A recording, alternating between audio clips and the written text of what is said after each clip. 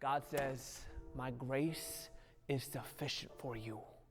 I'm telling you, little problems, you see a little God. As the problems grow, so does your God. He rises to meet every challenge, and not just meet it, destroy it, bring victory over it. That is Paul's secret. How'd you endure 5 times getting lashes? His grace was sufficient for me. How didn't you get discouraged? His grace is sufficient for me. How'd you go 24 hours in the sea? How'd you go hungry? How'd you go naked? His grace is sufficient for me. And when my problems abounded, my God abounded greater. And that's what he rested in. That's why he could be joyful in his sufferings. That's why he knew that whatever faced him tomorrow, and even though the ease of yesterday was gone, he would have victory because his Savior walked with him. And his grace was sufficient. And that's what I want to convey to you and to I. I need this just as much as you do. God's grace is sufficient. He is always more than enough.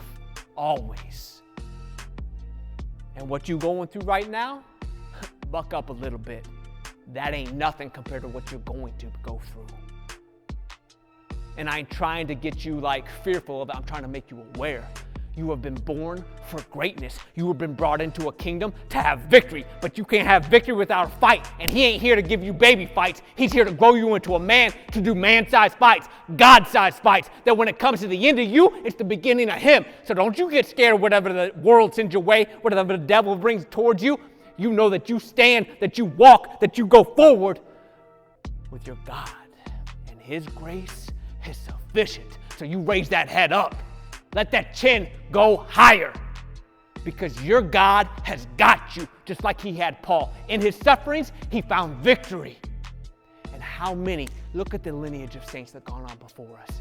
How many from the prison cells to the ridicules have left the saints that follow them with treasures from on high.